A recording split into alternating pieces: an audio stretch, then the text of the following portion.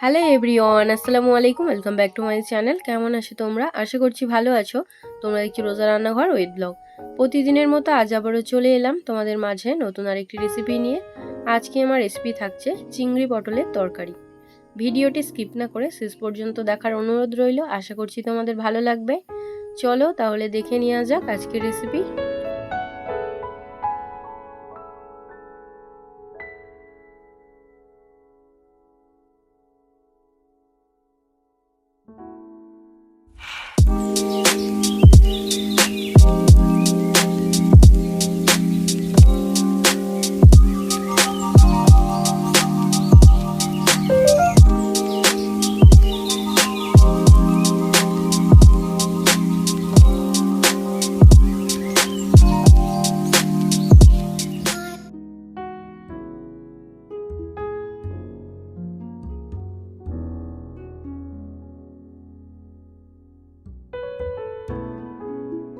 আজকে চিংড়ি মাছ দিয়ে পটলের তরকারি বানাবো। তার জন্য এখানে দেখো চিংড়ি মাছ নিয়েছি, পটল, আলু, পেঁয়াজ সবকিছু নিয়ে নিয়েছি। এবারে চিংড়ি মাছটাকে বেছে নেব।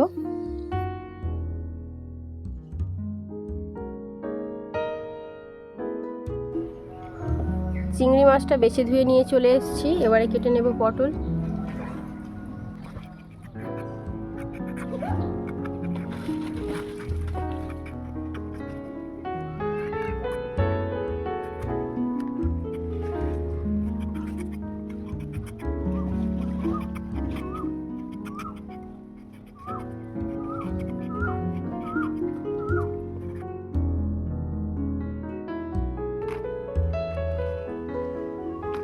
পটল কাটা হয়ে গিয়েছে, এবারে আলু কেটে নেব।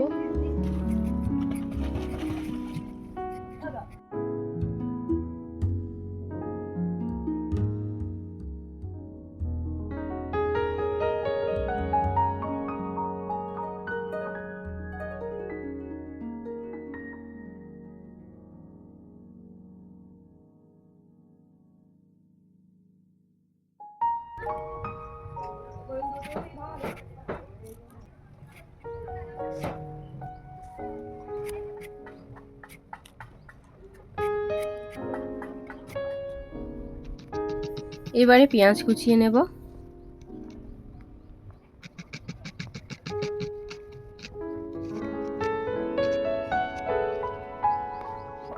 উনুনটা জ্বালিয়ে নিয়েছি, এবারে কড়া বসিয়ে দেব। কড়ার মধ্যে দিয়ে দেব সরিষার তেল। এবারে দিয়ে দেব ধুয়ে রাখা পটল।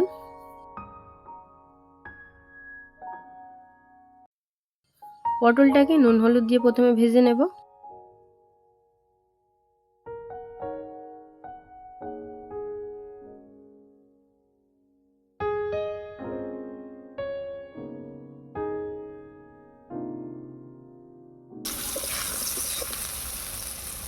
পটল ভাজা হয়ে গিয়েছে, এবারে তুলে নেব।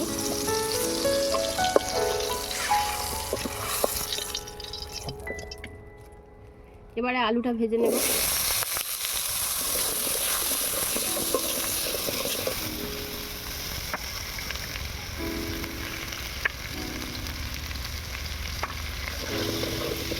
আলুতে নুন হলুদ গুঁড়ো দিয়ে দিয়েছি, এবার ভালো করে ভেজে নেব।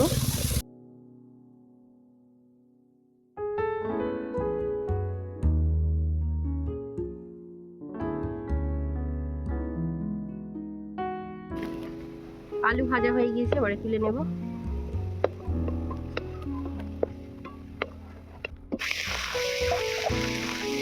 চিংড়ি মাছটাকে হালকা করে ভেজে নেব নুন হলুদ দিয়ে।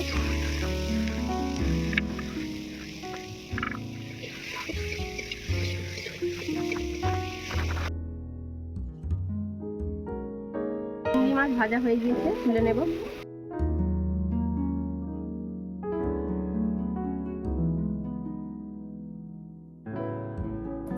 এবারে তরকারিটা বানিয়ে নেব। তার জন্য দিয়ে দিলাম সরিষার তেল, দিয়ে দিচ্ছি পেঁয়াজ কুচি,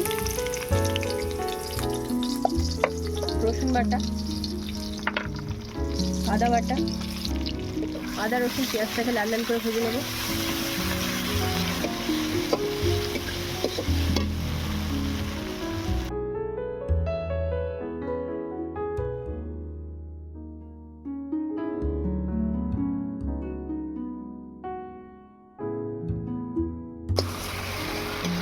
রসুনের কাঁচা গন্ধ চলে গিয়েছে, এবারে মশলাগুলো দিয়ে দেবো। এখানে দিয়ে দিচ্ছি স্বাদ মতো নুন, লঙ্কা গুঁড়ো, হলুদ গুঁড়ো, জিরে গুঁড়ো, ধনে গুঁড়ো, মরিচ গুঁড়ো, অল্প একটু জল দিয়ে দেবো।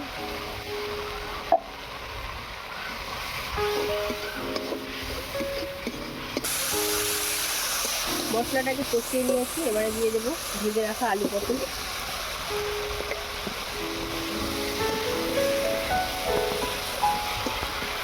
আলু পটল দিয়ে দিয়েছি, এবারে ভালো করে কষিয়ে নেব।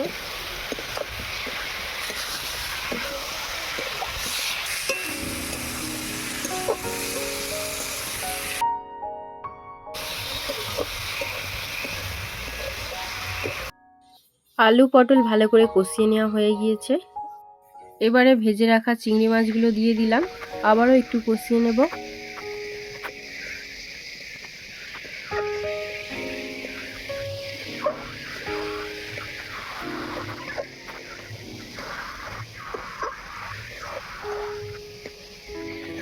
সব কিছু ভালো করে কষানো হয়ে গিয়েছে, এবার পরিমাণ মতো জল দিয়ে দেবো।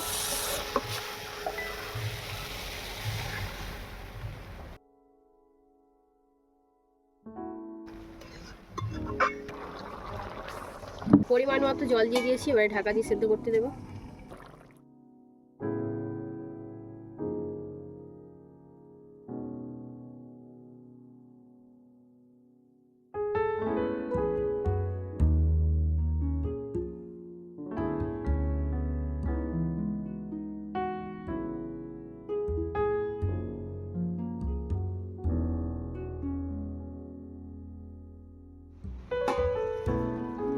তরকারি হয়ে গিয়েছে, এবারে নামিয়ে নেব।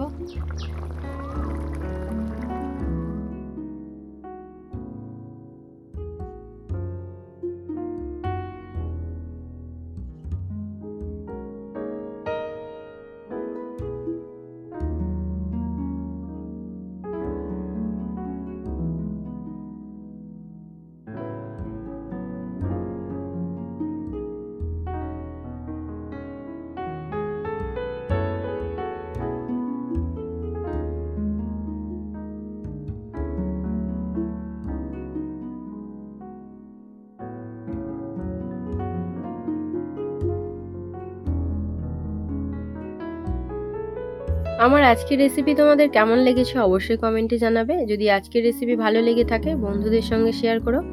দেখা হচ্ছে আবারও নেক্সট অন্য কোনো রেসিপির সাথে। ভালো থেকো, সুস্থ থেকো, পরিবারের খেয়াল রেখো। বাই, আল্লাহ হাফেজ।